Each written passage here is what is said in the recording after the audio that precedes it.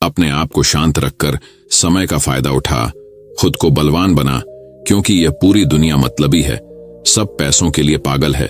ऐसा गौतम बुद्ध ने कई सालों पहले अपने शिष्यों से क्यों कहा था? इसके पीछे का रहस्य क्या है? इसे हम आज के इस वीडियो में 4 मुद्दों से समझेंगे। तो चलिए उन मुद्दों की शुरुआत करते हैं।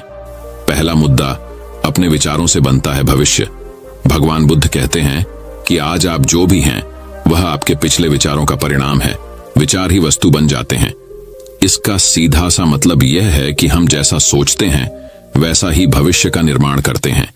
यही बात धम्मपद, गीता, जिन सूत्र और योग सूत्र में कही गई है। इसे आज का विज्ञान आकर्षण का नियम कहता है। संसार को हम 5 इंद्रियों से ही जानते हैं और कोई दूसरा रास्ता नहीं। जो भी ग्रहण किया गया है उसका मन और मस्तिष्क पर गहरा प्रभाव पड़ता है। उस प्रभाव से ही चित्त निर्मित होता है और निरंतर परिवर्तित होने वाला होता है। इस चित्त को समझने से ही आपके जीवन का खेल आपको समझ में आने लगेगा। अधिकतर लोग अब इसे समझकर अच्छे स्थान, माहौल और लोगों के बीच रहने लगे हैं। वे अपनी सोच को बदलने के लिए ध्यान या पॉजिटिव मोटिवेशन की क्लासेस भी जाने लगे हैं। वैज्ञानिक कहते हैं कि मानव मस्तिष्क में 24 घंटे में लगभग 60,000 विचार आते हैं। उनमें से ज्यादातर नकारात्मक होते हैं। नकारात्मक विचारों का पलड़ा भारी है तो फिर भविष्य भी वैसा ही होगा, और यदि मिश्रित विचार हैं तो मिश्रित भविष्य होगा। अधिकतर लोग नकारात्मक फिल्में, सीरियल और गाने देखते रहते हैं। इससे उनका मन और मस्तिष्क वैसा ही निर्मित हो जाता है। वे गंदे या जासूसी उपन्यास पढ़कर भी वैसा ही सोचने लगते हैं। आजकल तो इंटरनेट है जहां हर तरह की नकारात्मक चीजें ढूंढी जा सकती हैं। न्यूज चैनल दिन भर नकारात्मक खबरें ही दिखाते रहते हैं, जिन्हें देखकर सामूहिक रूप से समाज का मन और मस्तिष्क खराब होता रहता है। तो चलिए जानते हैं दबाव में शांत रहने का रहस्य। जिस तरह से आप दबाव पर प्रतिक्रिया करते हैं वह आपके बारे में बहुत कुछ कहता है। क्या आप गर्म स्थिति में शांत रहते हैं या आप तनाव के पहले संकेत पर ही भड़क उठते हैं? ये पता चला है कि आपके व्यवहार के पीछे कुछ जटिल कारण हैं। यदि आप दबाव में शांत रहने के लिए संघर्ष कर रहे हैं तो ऐसे उपकरण हैं जिनका उपयोग आप इससे निपटने के लिए कर सकते हैं, जिनके कई फायदे हैं।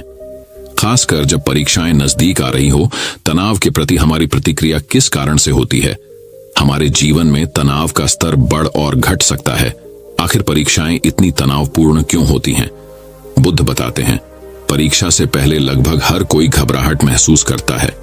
परीक्षाएं कई कारणों से तनावपूर्ण हो सकती है, जैसे लोगों का खुद से बहुत अधिक उम्मीदें रखना, दूसरों से अपनी तुलना करना और परीक्षा पूरी करने और परिणाम प्राप्त करने के बीच अनिश्चितता की अवधि। लेकिन जितना संभव हो सके तनाव को प्रबंधित करना महत्वपूर्ण है, क्योंकि इसका परिणामों पर प्रभाव पड़ सकता है। जब हम तनावग्रस्त होते हैं तो हमारी स्पष्ट रूप से सोचने की क्षमता प्रभावित होती है और एकाग्रता और समस्या समाधान कौशल कमजोर हो जाते हैं। बुद्ध कहते हैं, हम कोर्टिसोल नामक एक तनाव हार्मोन भी छोड़ते हैं और बताते हैं कि ऊंचा कोर्टिसोल हमारी याददाश्त के साथ साथ हमारी प्रतिरक्षा प्रणाली में भी हस्तक्षेप करता है। वह पायलटों को उन लोगों के आदर्श उदाहरण के रूप में रेखांकित करती है जो तनावग्रस्त हुए बिना सतर्क रहने में सक्षम हैं।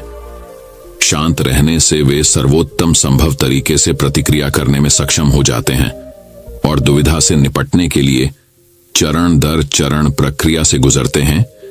इस तर्क संगत दृष्टिकोण का मतलब है कि वे कर्मचारियों और यात्रियों से संवाद कर सकते हैं, उनकी पायलट सामग्री की समीक्षा कर सकते हैं और आवश्यक कदम उठा सकते हैं। बुद्ध कहते हैं कि अगर छात्रों को परीक्षा के दिन अपना सर्वश्रेष्ठ प्रदर्शन करना है तो उन्हें भी वही दृष्टिकोण अपनाने और बिना घबराए सतर्क रहने की जरूरत है। तनाव का स्तर बढ़ने पर शांत कैसे रहे? चलिए जानते हैं। कभी कभी तनाव अपरिहार्य होता है, लेकिन बुद्ध के अनुसार तनाव को प्रबंधित करने और कम करने की कुंजी संकेतों को जल्दी पहचानना है। कुछ संकेत ऐसे हो सकते हैं जिन्हें आप महसूस करते हैं, जैसे हृदय गति में वृद्धि, चिंताजनक विचारों में वृद्धि या चिंताजनक भावना। तनाव बढ़ने से पहले उसे कम करने के लिए बुद्ध की युक्तियों में शामिल हैं। पहली युक्ति, विश्राम या फिर संगीत सुने, स्नान करे या गहरी सांस लेने के कुछ व्यायाम करे। दूसरी युक्ति, व्यायाम, इससे एंडोर्फिन रिलीज होगा और मानसिक और शारीरिक दोनों लाभ होंगे। तीसरी युक्ति, मंत्र का उपयोग करना, अपने दिमाग में बार बार आराम करें, या शांत जैसे शब्द कहे। चौथी युक्ति, सकारात्मक आत्मचर्चा। ऐसी बातें कहे जो चिंता कम करे, जैसे मैं यह कर सकता हूं या यह ठीक रहेगा। पांचवी युक्ति, स्वस्थ जीवन शैली बनाए रखें। अच्छा खाएं, भरपूर नींद लें और हाइड्रेटेड रहें। छठी युक्ति, सुखद घटनाएं। तनावपूर्ण समय के दौरान दोस्तों, परिवार और शौक के लिए समय निकालते रहें। समय प्रबंधन व्यवस्थित रहें और बहुत अधिक काम न लें। आप अकेले नहीं हैं।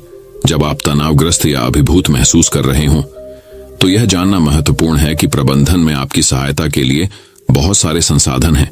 हेडस्पेस के पास छात्रों के लिए कई प्रकार के सुझाव हैं, और जिस परिवार के सदस्य या मित्र पर आप भरोसा करते हैं उसके साथ बातचीत करने की शक्ति को न भूलें। तो दोस्तों, चलिए बढ़ते हैं हमारे दूसरे मुद्दे की तरफ। तुम्हारा मन अशांत है, किनारे के पास की तेज लहरों की तरह।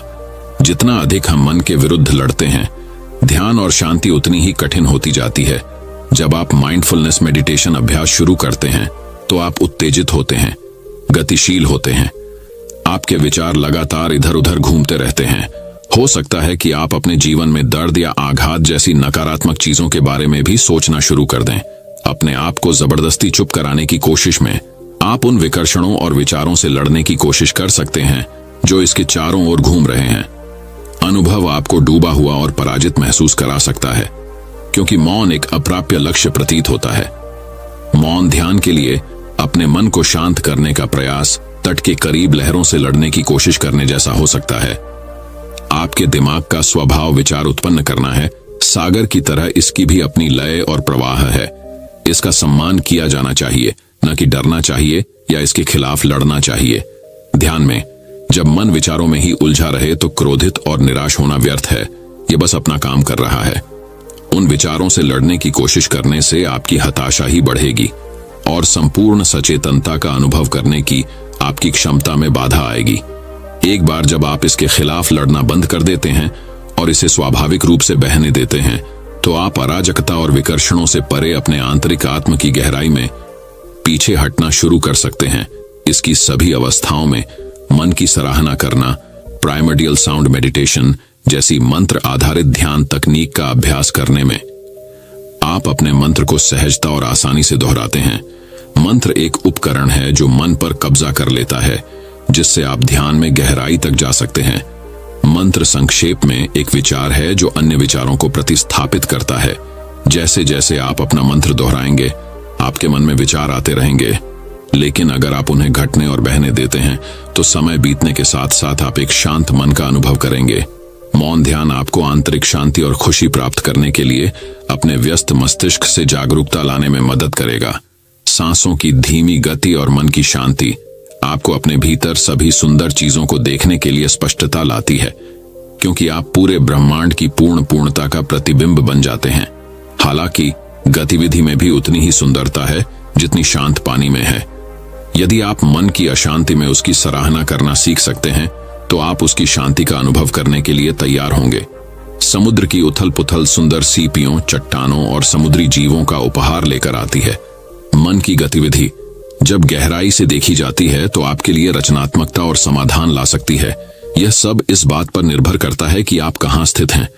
क्या आप लगातार तेज लहरों से यानी अपने विचारों से इधर उधर उछले जा रहे हैं, और क्या आप अपने मन पर सहजता और निडरता से तैर रहे हैं?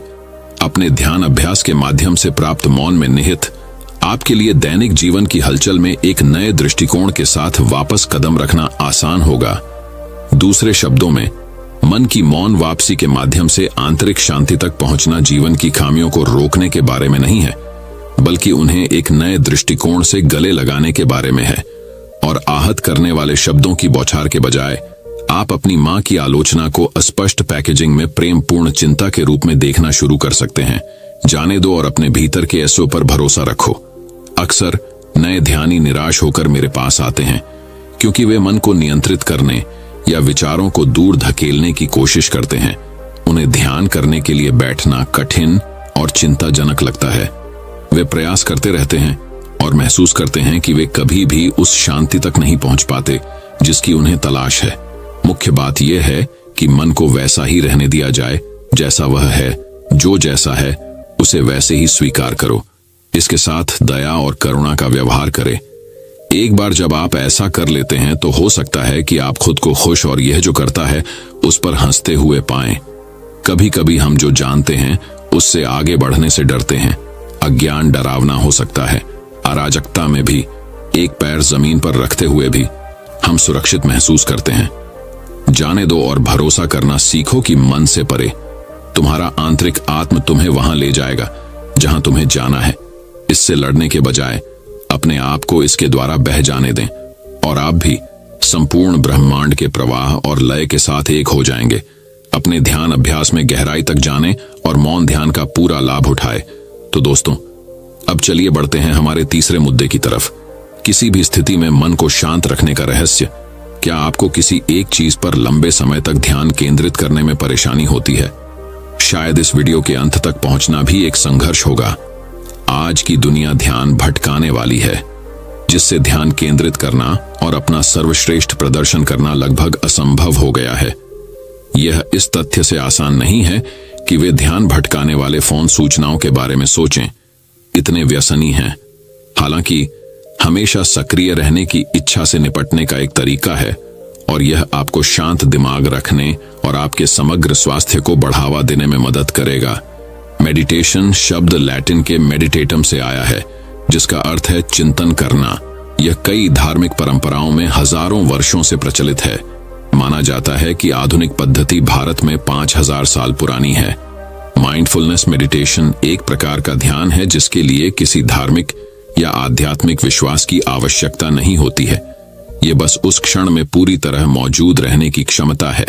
यह हमारे लिए हर पल उपलब्ध है और हमारी दुनिया अधिक विकर्षणों से भरी होने के बावजूद कार्यबल में ऐसे लोगों की बड़ी मांग है जो फोकस और ध्यान कौशल का प्रदर्शन कर सकते हैं। इसीलिए यदि आप स्वयं को माइंडफुलनेस मेडिटेशन में निपुण बनने के लिए प्रशिक्षित कर सकते हैं, तो आप न केवल अपनी भलाई में सुधार करेंगे, बल्कि आप एक मांग वाले मनुष्य भी बनेंगे। माइंडफुलनेस मेडिटेशन के 4 फायदे। पहला फायदा, चिंता और तनाव कम हो जाएगा। आपके शरीर में उत्पादित कॉर्टिसोल यानी ये तनाव हार्मोन है, इसका स्तर कम हो जाएगा। यह तनावपूर्ण स्थितियों में हमारी लड़ो या भागो प्रतिक्रिया के लिए जिम्मेदार है, जो कि तब बहुत अच्छा था जब हम गुफाओं में रहने वाले लोग और महिलाएं थे, लेकिन आधुनिक कार्यालय में नहीं। दूसरा फायदा, बेहतर भावनात्मक दूरी। आपके पास निर्णय लेने और तर्क करने की बेहतर समझ होगी, जो आपको अपनी भावनाओं को रास्ते में आने देने के बजाय चीजों को वैसे ही देखने में मदद करेगी जैसी वे वास्तव में हैं। तीसरा फायदा, ध्यान अवधि में सुधार। न्यूरोप्लास्टिसिटी मस्तिष्क का मांसपेशियों के निर्माण वाला हिस्सा है। जो चीजें हम अक्सर करते हैं उनमें हम मजबूत हो जाते हैं और जो चीजें हम उपयोग नहीं करते वे फीकी पड़ जाती हैं। ध्यान केंद्रित करने की अपनी क्षमता का अभ्यास करने से आपको बेहतर प्रदर्शन करने में मदद मिलेगी। चौथा फायदा, बेहतर नींद। न केवल आपको जल्दी नींद आएगी, बल्कि आपकी नींद की गुणवत्ता में भी सुधार होगा। शुरुआत कैसे करें? एक शांत जगह ढूंढें, अपनी आंखें बंद करें और अपनी सांसों पर ध्यान केंद्रित करें। यदि आप देखते हैं कि आपका मन भटक रहा है, जो कि अक्सर भटकता रहता है, तो बस इसे अपनी सांसों पर ध्यान केंद्रित करने पर वापस लाए। 5 मिनट या 1 मिनट तक सांस लेने से शुरुआत करें। वास्तव में इससे कोई फर्क नहीं पड़ता कि आप अपनी सचेत अवस्था में कितना समय बिताते हैं, क्योंकि हर बार जब आप ऐसा करते हैं तो आप अपनी फोकस मांसपेशी विकसित कर रहे होंगे। अभ्यास को अपने लिए कारगर बनाएं। यदि आपको कोई शांत जगह नहीं मिल रही है, तो बस एक ऐसी जगह की तलाश करें जहां आप शांत रहें। यहां तक कि एक व्यस्त कैफे भी पर्याप्त होगा। अपनी सांसों पर ध्यान केंद्रित रखें और अगर आपका मन भटकता है तो चिंता न करें। जब आपका मन भटकता है तो उसे नोटिस करना और उसे अपनी सांसों तक वापस लाने में सक्षम होना ही कौशल है। 5वां फायदा, अपनी आदत को कायम रखना। लोग अपनी आदतें इसलिए तोड़ देते हैं क्योंकि वे पर्याप्त रूप से चिपचिपी नहीं होती। अपने क्यों कारण पर स्पष्ट होना आपकी आदत को बरकरार रखने में मदद करने का एक तरीका है।